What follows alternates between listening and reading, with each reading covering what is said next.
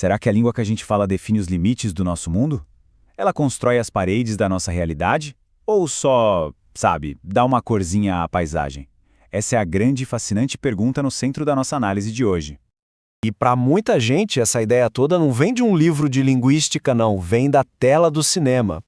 Pois é, tudo começa com essa pergunta de um usuário do Reddit que ficou com a pulga atrás da orelha depois de assistir ao filme A Chegada. O filme lança uma ideia bem maluca, né? Se alguém aprendesse uma língua alienígena, essa pessoa poderia começar a perceber o tempo de um jeito não linear, que nem os alienígenas.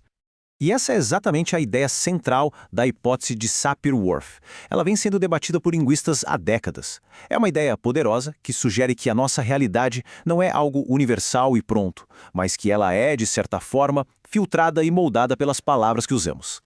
Agora, o que é realmente interessante é que essa hipótese não é uma coisa só preto no branco. É mais como um espectro, com duas versões principais. E este slide mostra a diferença que é crucial. De um lado, a gente tem a versão forte, a ideia de que a língua é uma prisão para o pensamento.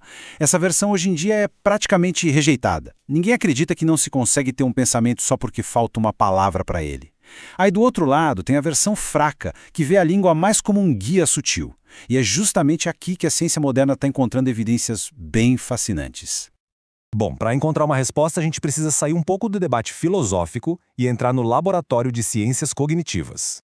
E vamos dar uma olhada num estudo bem específico, feito aqui no Brasil, que investigou uma propriedade sutil, mas superpoderosa das palavras, a carga emocional delas. Valência afetiva. O nome parece complicado, mas a ideia é simples.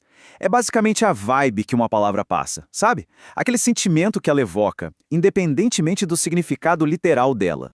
Esta tabela deixa tudo bem claro. Palavras como abraço têm uma valência positiva óbvia, morte tem uma negativa, e areia, bom, é neutra. A maioria de nós concorda com essas classificações sem nem pensar muito. Foi exatamente isso que os pesquisadores quiseram medir. Eles bolaram um experimento para testar se o cérebro reconhece uma palavra positiva mais rápido que uma negativa, medindo essa reação em milissegundos.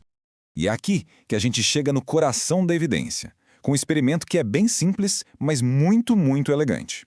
Isso chama tarefa de decisão lexical. É basicamente uma corrida contra o relógio para o cérebro, o quão rápido ele consegue folhear o dicionário interno dele e gritar: opa, essa é uma palavra de verdade.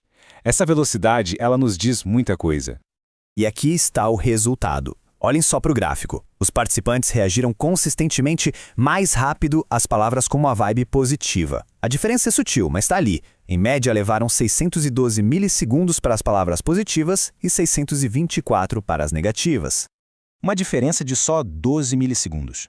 Pode parecer uma coisinha de nada, né? Mas no mundo da ciência cognitiva, isso é um sinal bem significativo.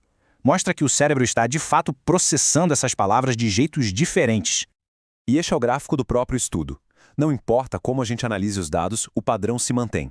As palavras positivas consistentemente ganham essa corridinha cerebral por uma vantagem pequena, mas muito real, de velocidade.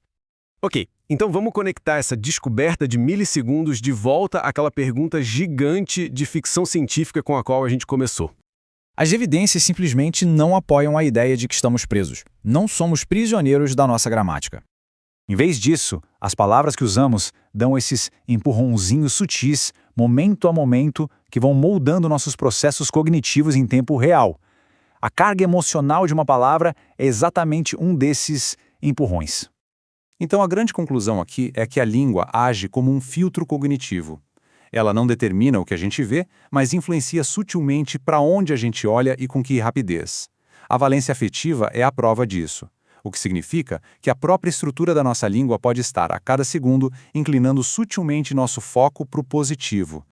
E isso nos deixa com o pensamento final. Se algo tão pequeno quanto a vibe de uma palavra já tem um efeito que a gente consegue medir, imagine as inúmeras outras maneiras que a nossa língua nativa está silenciosamente esculpindo a nossa experiência do mundo 1 milissegundo de cada vez.